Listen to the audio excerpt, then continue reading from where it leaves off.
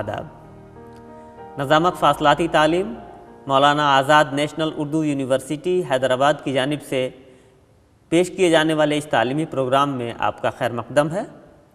आज हम BA, BCom, BSc साल अव्वल के तलबा के लिए अदब क्या है पर गुफ्तगू कर रहे हैं। इस गुफ्तगू के लिए आज हमने दावत दी है उर्दू के मुमताज़ अदीब और नक़ाद प्रोफेसर यूसुफ़ सरमस्त साहब को।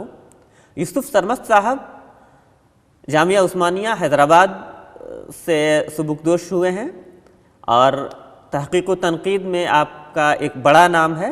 आपकी कई किताबें शाया हो चुकी हैं, जिनमें से ख़ास तौर से इरफ़ान नज़र, 20वीं सदी में उर्दू नावल, तहक़ीक़ व तनक़ीद, नज़री और अमली तनक़ीद, दक्कनी अदब की मुख्तसर तारीख़ वग़ैरह बेहद अहम हैं। सर, स्टूडियो में आपका खैर मक़दम है। हम आज की गुफ्तगू हमारी जैसा कि आपने सुना कि अदब पर है। इसमें हम आपसे ये जानना चाहेंगे कि अदब क्या है। सबसे पहले आप हमारे तलबा को ये बताइए कि अदब क्या है। अदब की मुख्तसर तारीफ़ करना को मुश्किल है, लेकिन हम अपनी सहूलत के लिए ये कह सकते हैं कि ऐसी खूबसूरत तहरीर जो हमको मुतासिर करे वो अदबी तहरीर कहलाएगी। अदब में बुनियादी और अहम बात यही होती है कि ज़बान का खूबसूरत इस्तेमाल होता है, इस तरह का इस्तेमाल जो आपके जज्बात, एहसासात और तजुर्बात को पेश करे जी।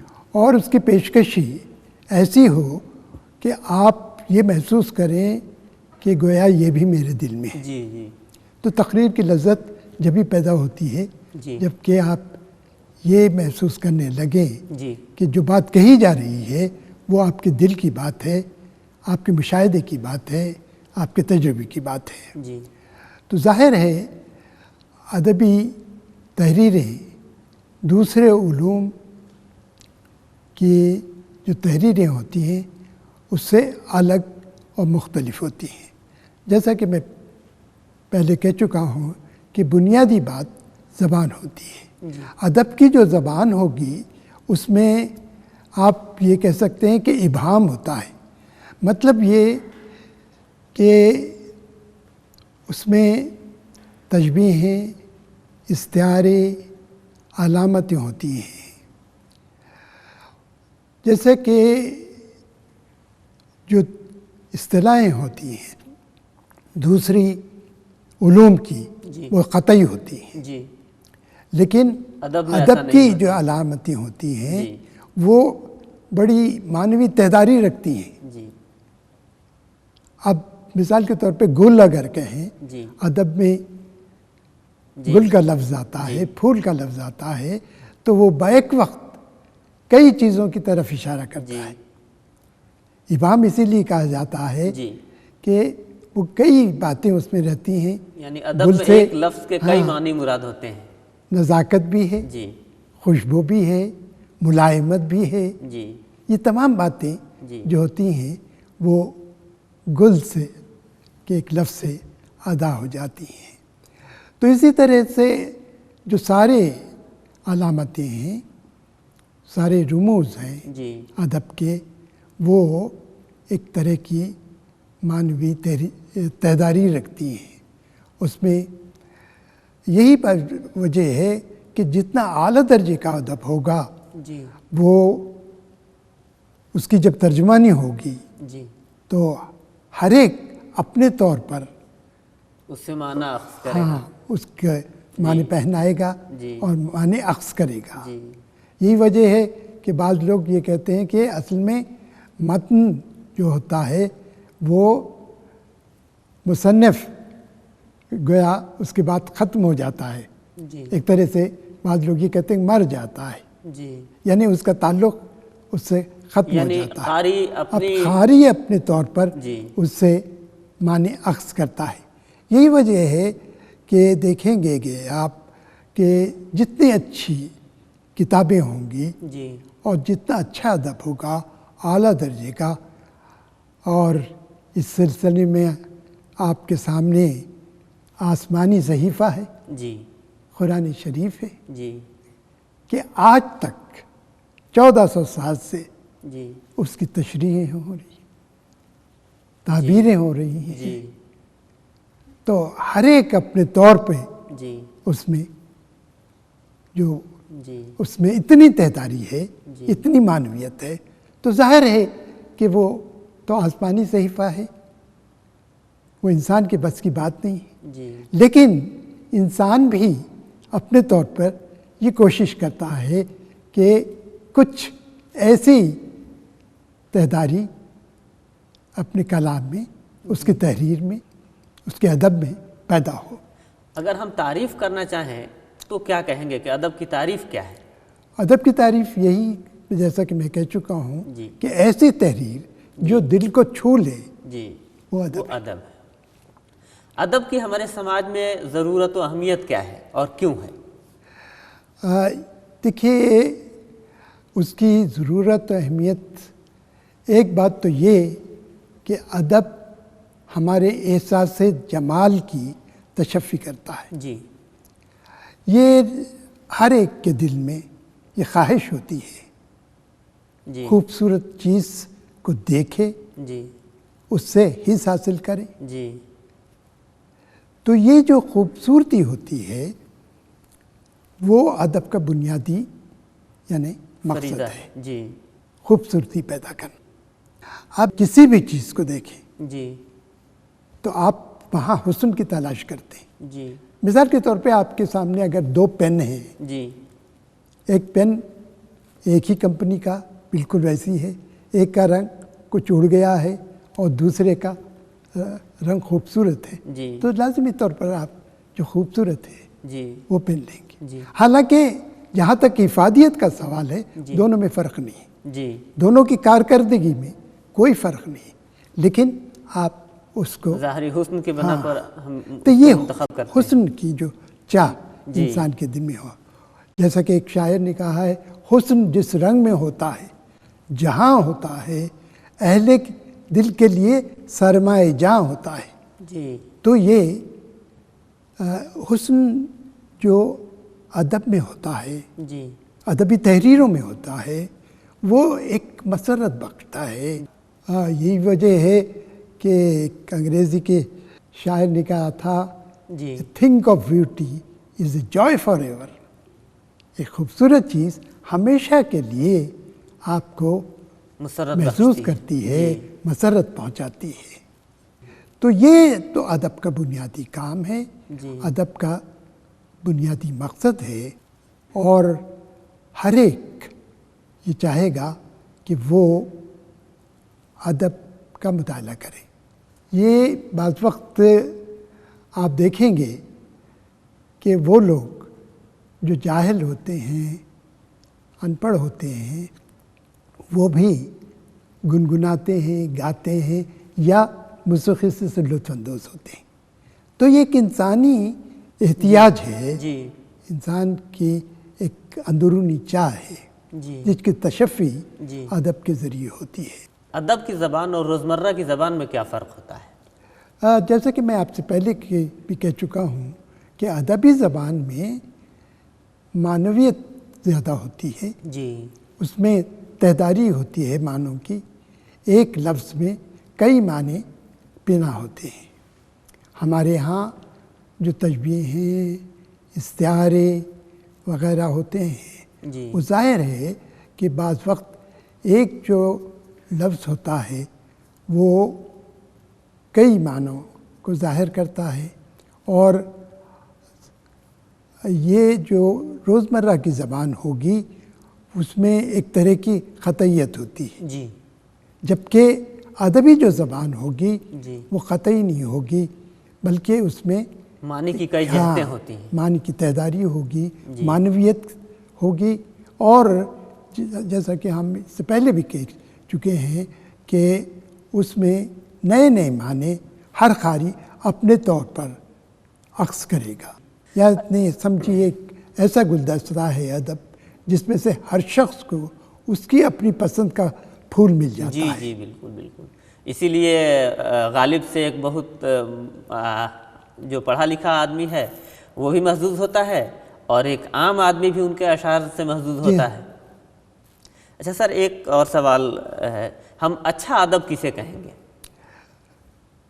اچھا ادب جیسا کہ غالبی کے الفاظ میں جی وہ ہوتا ہے جو آپ کو ایسا آپ یہ محسوس کر لیں کہ یہ گویا میرے دل کی بات ہے۔ جی اس میں اصل میں اتنی گہرائی ہوتی ہے ادب میں اور گہرائی بھی ہوتی ہے کہ آپ یہ محسوس کرنے لگتے ہیں کہ اس کا جو مشاہدہ ہے ادیب کا جی جو تجربہ ہے وہ آپ کا اپنا تجربہ بن گیا ہے، آپ کے اپنے احساسات جذبات کی عکاسی جی ادیب کرتا ہے۔ جی اور ایسا ادب ایک آپ دیکھیں گے کہ نئی بصیرت عطا کرتا ہے، جی ایک نئی آگہی آپ حاصل کرتے ہیں، یعنی ایسا ادب جو انسانی جذبات و احساسات کی مؤثر عکاسی ترجمانی کرے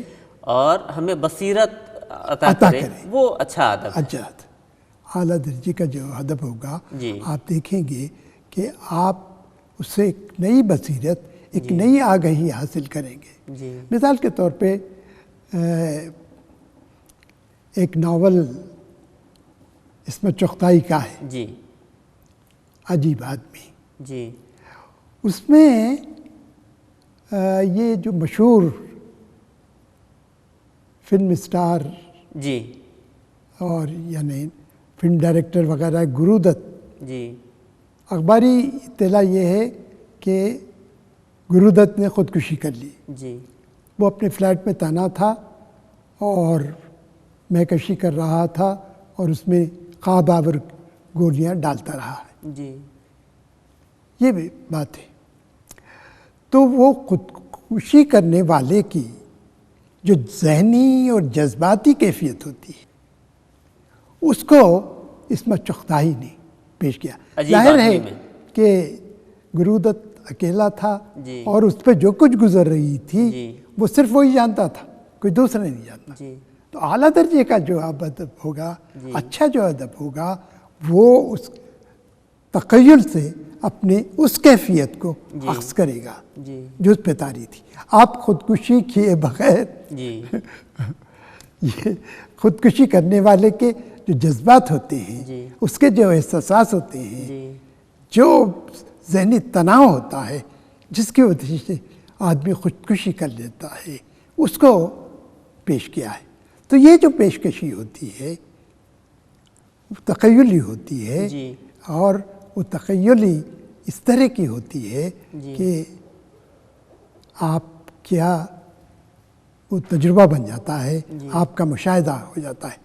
جس طرح سے آپ ایک اخبار پڑھتے ہیں، معلوم ہوتا ہے کہ ہزاروں لوگ مر گئے، زلزلہ آیا، یہ آیا، طوفان آیا، کوئی بھی خبر ہوتی ہے وہ آپ کو زیادہ متاثر نہیں کرتی، آپ پڑھتے ہیں دوسرے دن بھول جاتے ہیں۔ لیکن ایک کہانی کا ایک کردار جیسا کہ ابھی میں نے کہا وہ یاد رہ جاتا ہے، آپ کو متاثر کرتا ہے۔ تو ادب میں ایسی تاثیر ہونی چاہیے، ایسا ہے کہ وہ آپ کے لیے ناقابل فراموش بن جائے۔ جو اعلیٰ درجے کا جب اچھا ادب ہوگا وہ اس میں یہ خوبیاں موجود ہوتی ہیں، اس میں لازمی طور پہ یہ خوبی ہوگی، آپ اس کو بھولنے نہیں پائیں گے۔ اچھا سر، سنجیدہ ادب تو ہمارے ہاں لکھا جاتا ہے، اس کے ساتھ ساتھ مقبول ادب جو ہے، مقبول ادب بھی خاصی تعداد میں لکھا گیا ہے ہمارے ہاں، تو سنجیدہ ادب اور مقبول ادب میں کیا فرق ہے؟ دیکھیے بات یہ ہوتی ہے کہ مقبول ادب جو ہوتا ہے وہ سب کو آسانی سے سمجھ میں آ جاتا ہے، اس سے آدمی لطف اندوز ہوتا ہے۔ ہر ایک شخص، وہ آپ دیکھیں گے مقبول ادب کی کتابیں بہت زیادہ چھپتی ہیں، بہت بکتی ہیں، ہر شخص جو ہے آسانی سے اس کو سمجھ سکتا ہے، پڑھ سکتا ہے، لطف اندوز ہو سکتا ہے۔ لیکن ادب جو ذرا اعلیٰ درجے کا ہوگا جی اس کے لیے قاری کو بھی اعلیٰ درجے کا ہونا چاہیے. ہاں یہ کم از کم جی قاری کو ذہنی طور پر جی اس کو حاصل کرنے کے لیے آپ کو بھی 2 قدم آگے بڑھنا پڑتا ہے. جی جب یعنی کہیں قاری کی ذہنی صلاحیت بھی ویسی ہونی چاہیے کہ اس ادب کو کی تفہیم کر سکے، اس کو سمجھ سکے. وہ ضروری ہے. جی اس میں بھی اتنی صلاحیت ہونی چاہیے کہ وہ فرق کر سکے. تو یہ مقبول ادب ہوتا ہے، اس کی اہمیت ہے، جی ایسا نہیں ہے کہ نہیں ہے. اس بات کو ایک اعلیٰ درجے کا فنکار ہی جی پوری طرح سے ادا کر سکتا تھا، جی سمجھ سکتا تھا.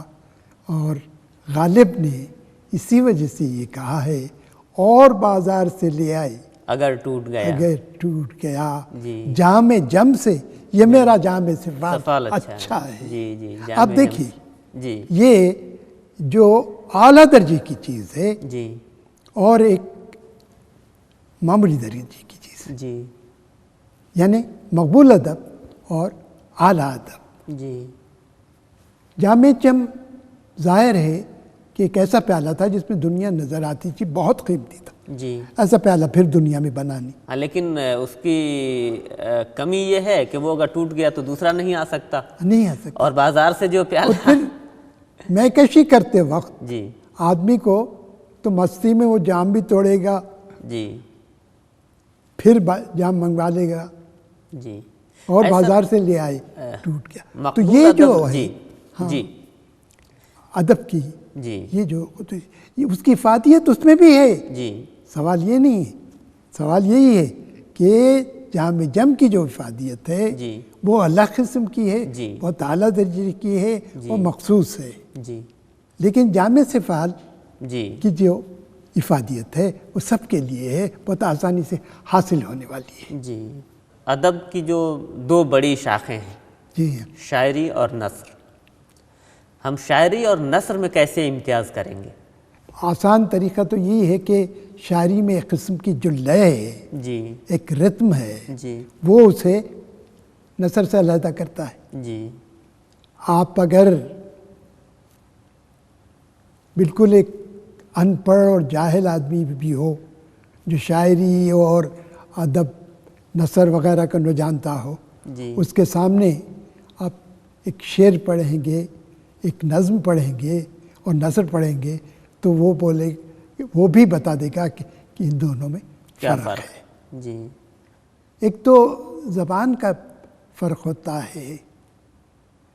اسی وجہ سے شاعری کی ایک تعریف یہ ہے کہ بہترین الفاظ کی بہترین ترتیب شاعری ہے. اور شاعری میں نثر میں آپ یہ کہہ سکتے ہیں کہ مناسب الفاظ کی مناسب ترتیب جی نثر ہے. نثر ہے. تو یہ دونوں جو اصناف ہیں یعنی شاعری اور جو نثر ادب جی بہت اہم شاخیں ہیں اور ان کے امتیازات الگ ہیں. جی اس کے جو ادب کے جو نثر کے پیمانے ہیں اس نے جانچنے کے الگ ہوں گے، جی نظم کے جانچنے کے پیمانے الگ ہوں گے. عام طور پر یہ بحث کی جاتی ہے، ادب برائے زندگی کی بات کی جاتی ہے. جی تو ادب برائے زندگی کیا ہے؟ بات یہ ہے کہ یہ دونوں اصطلاحیں ادب برائے ادب، ادب برائے زندگی، یہ بہت قدیم ہے. جی بعض لوگ ادب کے لیے یہ ضروری سمجھتے ہیں کہ وہ زندگی کو بہتر بنانے کے لیے اپنا کام کرے. یہی وجہ ہے، یہ بات سمجھیے افلاطون کے زمانے سے، جی زمانے ماقبل مسیح جی سے یہ چلی آ رہی ہے کہ وہ اپنی خیالی جمہوریہ میں شاعروں کو جگہ نہیں دینا چاہتا. کیوں؟ وہ یہی کہتا ہے کہ شاعر جو ہوتا ہے وہ ایک خودی کے عالم میں شعر کہتا ہے، اس کو خود اپنے پہ قابو نہیں رہتا. بے خودی کے عالم میں وہ اشعار کہتا ہے. جی وہ بے خودی کے عالم شعر کہتا ہے. جی. تو ظاہر ہے کہ وہ اس کو قابو میں رکھنا، اس کی حد بندی کرنا مشکل ہوتا ہے. جی. اور پھر وہ یہ کہتا ہے کہ شاعری جو ہوتی ہے وہ ایک طرح حقیقت سے 3 جز دور ہوتی ہے. جی جی جی. اور نقل کی نقل ہے. نقل کی نقل ہوتی ہے. جی تو یہ جو بات ہے جی وہ اپنی جگہ ایک حد تک صحیح ہے. لیکن ارسطو نے جو اس کا شاگرد تھا جی وہ نقل کی اہمیت کو ظاہر کرتا ہے. وہ یہ کہتا ہے کہ نقل جو ہوتا ہے اسی سے ہم سب کچھ سیکھتے ہیں. جی. جو بچہ ہوگا جی یا بڑا ہوگا جو کچھ بھی سیکھے گا وہ نقل کرنے سے سیکھتا آتا ہے. جی. اور نقل جو ہوتا ہے وہ بیک وقت 2 کام انجام دیتا ہے. ایک تو درس دیتا ہے، وہ جی سکھاتا ہے، اور دوسری بات یہ کہ اس سے حص حاصل ہوتا ہے، مسرت ہوتی ہے. جی جب آپ ایک چیز بناتے ہیں ایسی جو ہو بہو پھول کی طرح ہو جی یا آدمی کی طرح ہو تو آپ ظاہر ہے کہ دیکھنے والا بھی اس سے محظوظ ہوتا ہے، جی خوش ہوتا ہے. جی تو یہ جو مسرت بخشنے کی جو کیفیت ہے جی ادب میں، شاعری میں، جی.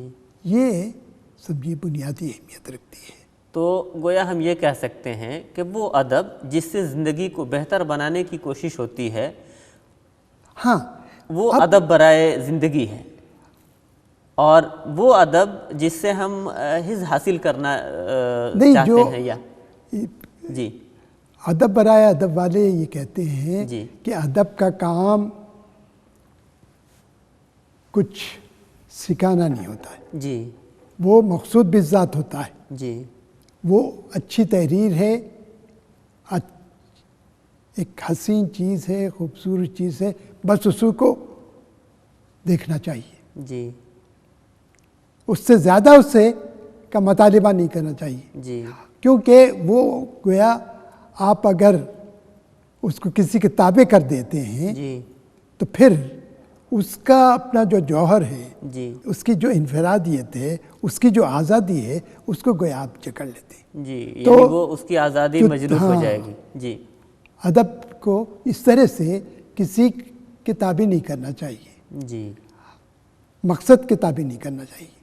لیکن یہ باتیں جو ہیں ادب برائے ادب اور ادب برائے زندگی، جی ایسا ہے کہ ان کا تعلق بہرطور زندگی سے رہے گا. شاعر ہے، جی ادیب ہے، فنکار ہے، جی وہ سماج کا حصہ ہے. جی اس کی ایک سماجی زندگی ہے، کچھ سماجی تقاضے ہیں، جی ان کو بھی پورا کرنا ہے جی بحیثیت فرد کے، جی سماج کے. تو اس وجہ سے اگر وہ اپنے ادب کے ذریعے جی جہاں انبساط دیتا ہے، اپنی چیزوں کو خوبصورت سے خوبصورت انداز سے پیش کرتا ہے، وہیں اگر اس میں ایسی خوبیاں بھی ہوں جس کی وجہ سے زندگی بہتر ہو سکے، جی زندگی اچھی ہو سکے، تو ظاہر ہے کہ یہ ایک بڑا کام ہوگا، جی اہم کام ہوگا. جی وہ گویا ادب برائے ادب کے بھی تقاضوں کو پورا کرے گا اور ادب برائے زندگی کے تقاضوں کو پورا کرے گا. ایک اہم سوال یہاں چھوٹ رہا ہے کہ ملک اور سماج کی ترقی میں ادب کا کیا رول ہے؟ کہ ادب جو ہوتا ہے وہ ہر ایک کے لیے آسانی سے جی وہ اس کو پڑھ سکتا ہے، جی اس سے لطف اندوز ہو سکتا ہے. تو یہ جو ادب کی خصوصیت ہے اس سے یقینی طور پہ کام لینے کی ضرورت ہے، اور کام لیا گیا ہے. جی تاریخ اس کی شاہد ہے جی کہ آج خود ہمارے ملک میں جی جو آزادی کی لڑائی لڑی گئی، آزادی بھی جو ہم ادب نے کا اہم حاصل رول کی، رہا. اس میں ادب کا بہت بڑا حصہ رہا. جی ادبی تخلیقات کیا اسی طرح سے مختلف جی ممالک میں مختلف جگہوں پہ ادب نے یہ کام کیا ہے. ادب جو ہے مفید کام بھی انجام دیتا ہے. جی ملک اور سماج کو بہتر بنانے میں بھی ادب کو اپنا حصہ ادا کرنا چاہیے. جی اور ادب نے یہ کام کیا بھی ہے. کام کیا ہے اور جی کام کرنا اس کا ضروری بھی ہے. جی اس لیے اب یہی ہوتا ہے کہ وہ ادبی حدود میں رہ کے کرے. جی بالکل بالکل، اس کی حدود متعین ہیں، ان میں رہ کے وہ جو ہے ادب کو کام کرنا ہوتا ہے. پروپیگنڈا بچ جائے گا. جی اس کی جو ادبی قدر و قیمت ہے وہ کم ہو گر جائے جائے گی. جائے گی. تو آج ہمارے طلباء و طالبات نے یہ پروگرام دیکھا، اور اس میں آج ہم نے پروفیسر یوسف سرمد صاحب کو دعوت دی تھی، اور ان سے ہم نے گفتگو کی کہ ادب کیا ہے، اس کی اہم شاخیں کیا ہیں، اور ادب کی افادیت کیا ہے. اس ضمن میں یہ گفتگو بھی زیر بحث آئی کہ ادب برائے زندگی کیا ہے اور ادب برائے ادب کیا ہے، اور ملک اور سماج کی ترقی میں، تعمیر میں ادب کا کیا رول ہونا چاہیے.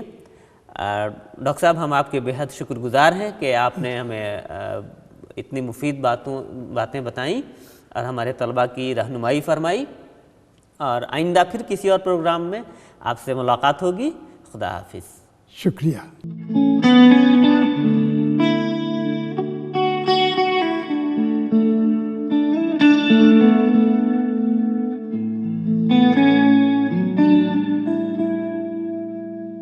Thank you.